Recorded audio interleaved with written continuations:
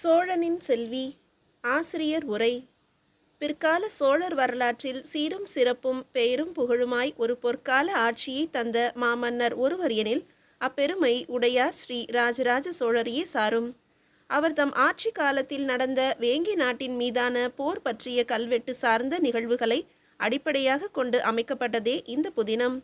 15 ஆண்டுகால காத்திருப்புக்கு பிறகு கிபி 985 தனது மத்திம வயதில் சோழ சிம்மாசனத்தை அலங்கரிக்க அமர்ந்த அருள்மொழிவர்மர் எனும் ராஜராஜர் கிபி 999 உள்ளாகவே பாண்டியம், சேரம், குடமலை நாடு, சாளுக்கியம், ஈழம், சீட்புலி, பாகி நாடு, நுளம்பம்பாடி, தடிகைப்பாடி போன்ற தேசங்களை வென்று தமது ஆட்சியின் கீழ் கொண்டு வந்த பின்பு கிபி 1001 வேங்கி நாட்டை இரண்டாவது முறையாகவும் மீட்டெடுத்து அதற்கு உரிமையான இளவரசனான சக்திவர்மனை அதன் மன்னனாக்கியதோடு அவனது தம்பியான விமலாதித்தனுக்கு தனது செல்ல பெண்ணை மணம் முடித்தும் உறவு பூண்டிருக்கிறார் என்ற தகவல்கள் பண்டாரத்தாரின் ஆய்வுகள் மூலம் தெரிய வருகிறது.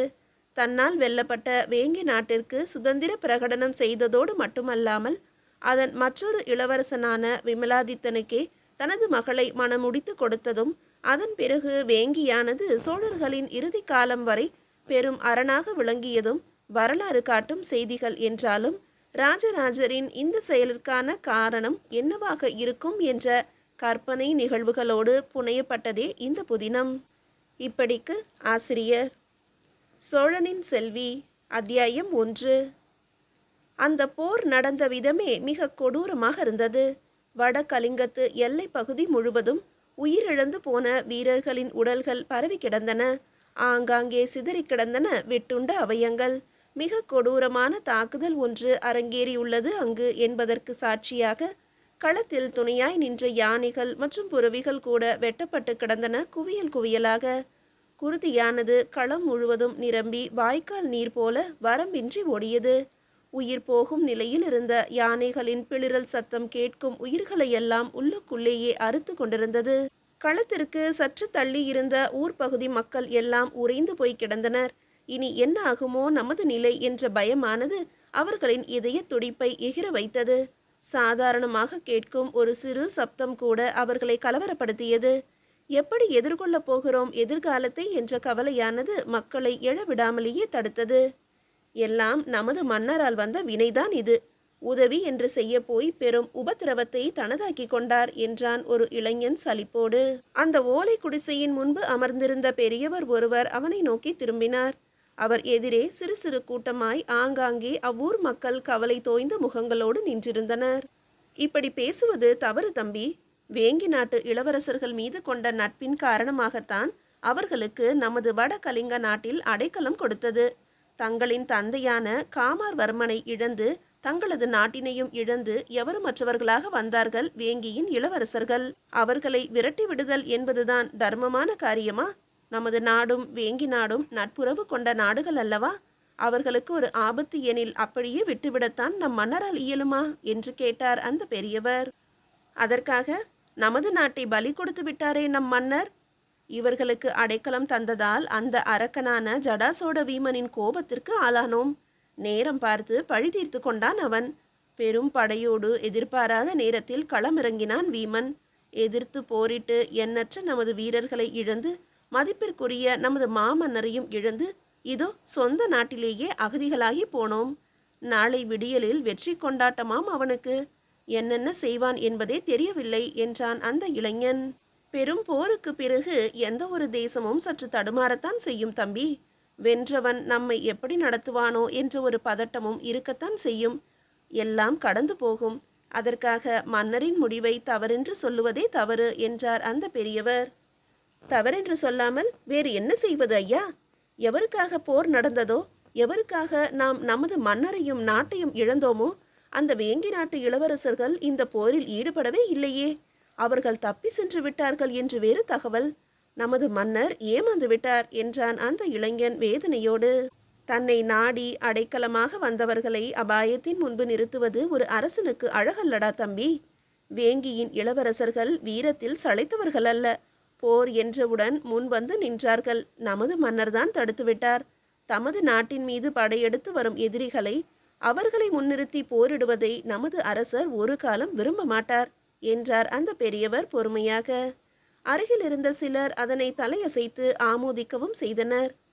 அவர்களால் தானே இந்த போரே நடந்தது. அவர்களுக்கு உதவியதால் தானே நமக்கு இந்த நிலைமை. நமது நாட்டு படையை வைத்து வேங்கியை மீட்க அவர்கள் வரலாம் என்ற எண்ணத்தில் தானே அந்த ஜடாசோட வீமன் படை கொண்டு வந்து நம்மை வென்றான். அந்த இளைஞன் கேட்டான் கோபமாக. இல்லையடா தம்பி, அப்படி ஒரு காரணத்தை கூறி நம் நாட்டினை அபகரிக்க வந்தான் வீமன், அவ்வளவுதான்.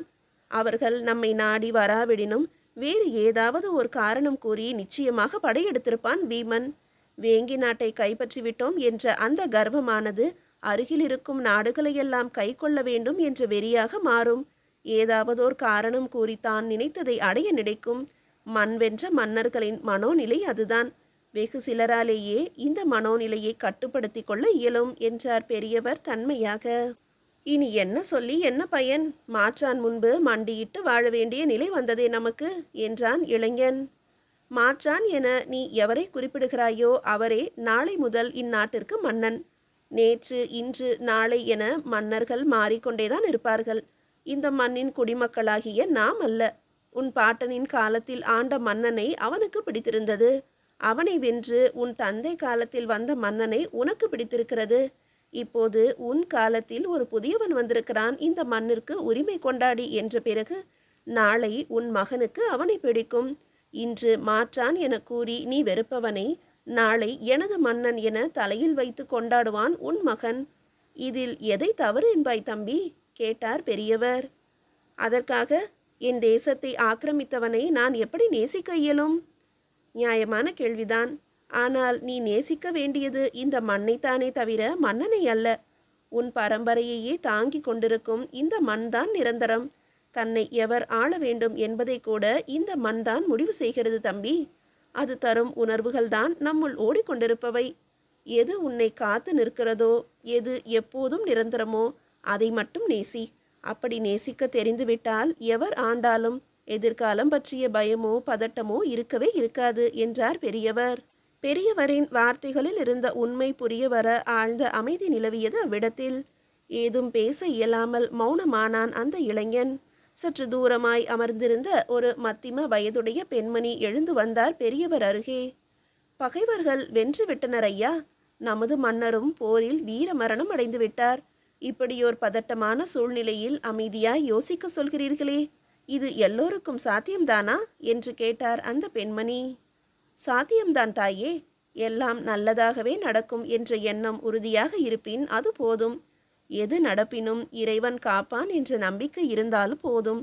எவரால் இந்த நிலைக்கு ஆளானாமோ, நாம் அவரை நினைத்து தூற்றுகிறோமோ அவராலேயே நமக்கு சிறந்ததொரு நல்வாழ்வும் கிடைக்கவும் செய்யும் என்றார் பெரியவர். அப்படியாயின் ஓடிப்போன வேங்கி நாட்டு இளவரசர்களால் தான் நமக்கு விமோச்சனம் என்கிறீர்களா? திக்கு தெரியாமல் அலைந்து கொண்டிருக்கும் அவர்கள்தான் நம்மை வந்து காத்து நிற்கப் போகிறார்களா என்று கேட்டான் அந்த இளைஞன் ஆவேசமாக.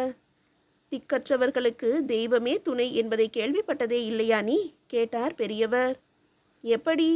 அசுரர்களை சம்ஹாரம் செய்ய இறைவனே வந்தது போல இறைவனே அவர்களோடு உடன் வந்து படையெடுத்து நமது நாட்டை மீட்டப் போகிறார்களா கேலியாக கேட்டான் அந்த இளைஞன். இறைவனே நேரில் வரவேண்டிய அவசியமே இங்கு இல்லை தம்பி. தரையிறங்கி வரக்கூடிய விஷயமும் அல்ல அது. எவரை கொண்டு எதனை நடத்த திட்டமிட்டுள்ளதோ அது நடக்கும். இது புரிய அனுபவம் அல்லது ஞானம் வேண்டும் என்றார் பெரியவர். இறைவன் பற்றிய கேள்வியை எழுப்பினாலே தத்துவார்த்தமான பதில்கள் மூலம் அடக்கி விடுவதுதான் ஞானமா? அதனை உணரத்தான் அனுபவமா? நேரடியாக சொல்லுங்கள், இதுதான் நடக்கும் என்று, அப்போது நம்புகிறேன் என்றான் இளைஞன். எதுவும் நடக்கும். எவர் காரணம் என நீ தூற்றுகிறாயோ அவரே நாளை உன்னை ஆளவும் கூடும். அதற்கு இறைவனும் துணை நிற்கும். ஏதாவது ஒரு வடிவில் எவரோ ஒருவர், இறைவனை நெஞ்சில் தாங்கியவர், இறைவனின் அளப்பரிய கருணை பெற்றவர் ஒருவர் வருவார் வேங்கி நாட்டின் இளவரசர்களுக்கு உதவ. அவர் மூலம் வேறு ஏதோ ஒரு பெரிய விஷயத்தை நமது பிரச்சனையினை வைத்தே நிறைவேற்றிக் கொள்ளும் இறைவன். இது மட்டும் தான் உறுதியாக தோன்றுகிறது இப்போது எனக்குள் என்றார் அந்த பெரியவர். அந்த இளைஞன் ஏதோ கூற வாயெடுக்கும் முன்பு தனது கையை உயர்த்தி அவனை அமைதியாக இருக்கும்படி கூறிய அப்பெண்மணி, தாங்கள் நினைப்பது விரைவில் நிறைவேறட்டும் ஐயா என கூறி அங்கிருந்து நடந்து சென்று தமது கூட்டத்தாரோடு அமர்ந்து கொண்டார்.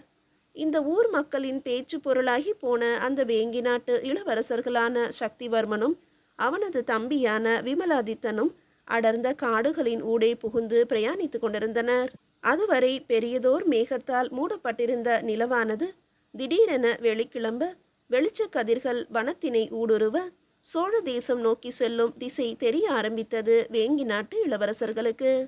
மீதியை அடுத்த அத்தியாயத்தில் காணலாம்.